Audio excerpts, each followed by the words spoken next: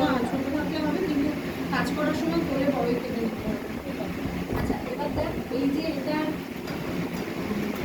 লিকুইডনেসটা আছে সেটা কিন্তু অনেকটা পাতলা, এতটা পাতলা না করলেও চলবে, ঠিক আছে?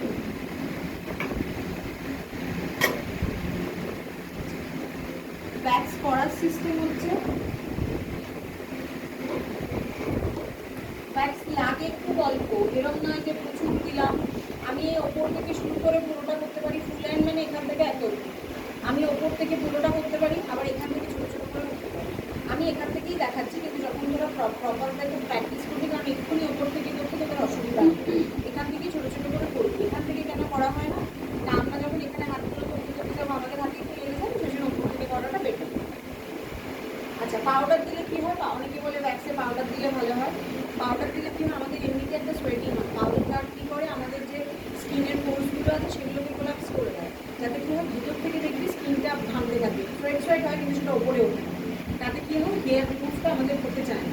সেই জন্য যতটা সম্ভব পাউডার না দেওয়াই ভালো। ভ্যাক্স সবচেয়ে ভালো হয় এসিতে, কিন্তু এখনকার এসি সম্ভব নয়, আর যেখানে যাবি তার বাড়িতেও যে এসি থাকবে সেরকম নয়, সেই মতো করেই কাজটাকে প্র্যাকটিস করতে হবে, উইদাউট এসি যাতে আমি করতে পারি। সবসময় যেদিকে আমাদের হেয়ার গ্রোথ আছে সেই দিকে লাগাতে হবে। হলো এই যে যেদিকটা আমাদের খসখসে সেদিকের কাগজ ইয়েটাকে এর মধ্যে সেট করবো, শক্ত করে দিলাম। এই পোর্শনটাকে চেপে দেবো, মানে যেখানকার হেয়ারটা তুলবো তার পেছনের চামড়াটাকে শক্ত করে চেপে দেবো।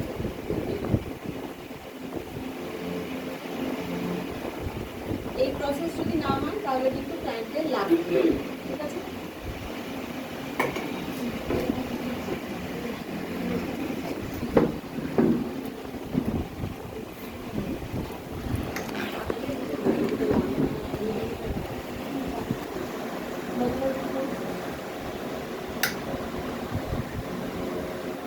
সবসময় ফু দিতে হবে, কারণ পাকামি করে ডিরেক্ট দেওয়া যাবে না, লাগতে পারে ক্লায়েন্টের।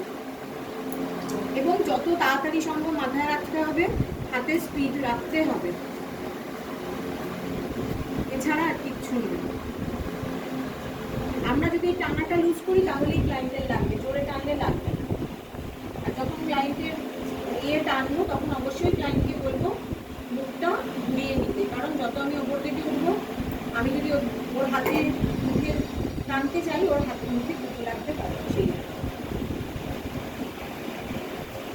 এবার দেখ, যদি ঠিক মতো আমার একটা রিমুভ হয় তাহলে তো আমার এখানে কিছু হেয়ার থাকছেই না, কোনো ক্ষতিও হচ্ছে না, ঠিক আছে? এইটুকু যদি কতটা হয়ে গেল, তার মানে পুরোটা দেওয়া যাবে না, মানে পুরোটা আমার ইউজ করতে হবে না।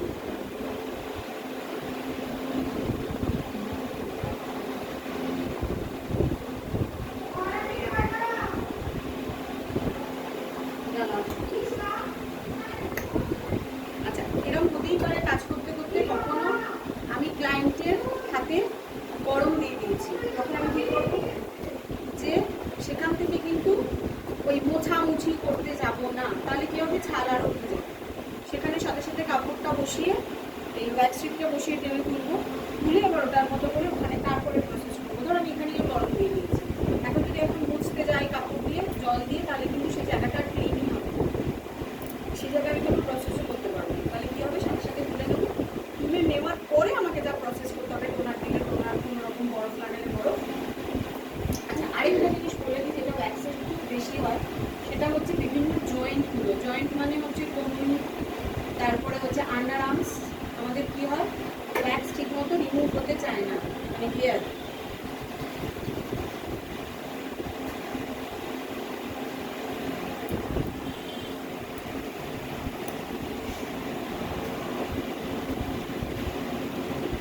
আমি এখানটা বসে এখানে একজনের তুই ওদিকে চলে যাবি, আর এদিকে একজনের হয়ে যাবে, ওখানে একজনের হয়ে যাবে, তিনজন করে মানে মোট 6 জনের সেট আজকে তো হয়েই যাবে।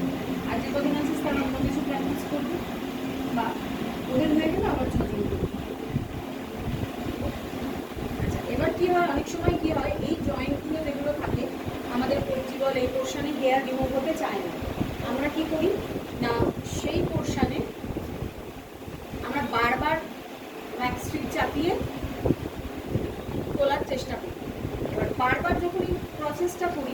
তখন কি হয় সেই জায়গায় একটা বন্ধ করে দেওয়া, তখন কি হয় সেই জায়গায় দেখবি লাল হয়ে যায়।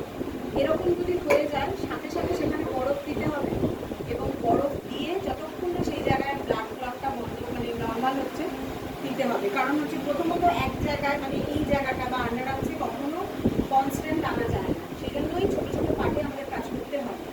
কারণ আন্ডার আর্মস বা এইসব জায়গায় কী হয়, কোনো হেয়ার আপওয়ার্ড থাকে, কোনো হেয়ার ডাউনওয়ার্ড থাকে। আমি যদি পুরোটা একসাথে তুলে দিই পিছন থেকে ছুটবো, আর এইসব জায়গা কী হয় ছোটো ছোটো টিস্যু, আমরা বারবার যদি ব্যাকস্ট্রি বা রিলেটেডও টানি সেই টিস্যুগুলো ছিঁড়ে যেতে পারে, যার ফলেই ওখানে রেড হয়ে যায়। এরকম হলে সাথে সাথে বরফ দিতে হবে, বরফ দিয়ে সেই জায়গাটাকে অনেকক্ষণ রেখে দিয়ে তারপরে প্রসেস করতে হবে। আর যদি বরফ না দিস তাহলে কিন্তু জায়গাটা আস্তে আস্তে অনেক ছোটো ছোটো ছোটো ছোটো দানা মতো বেরিয়ে যাবে, এবং সেরকম হলে ডক্টরের কাছে যেতে দিতে পারে, সেটা খুব সাবধান।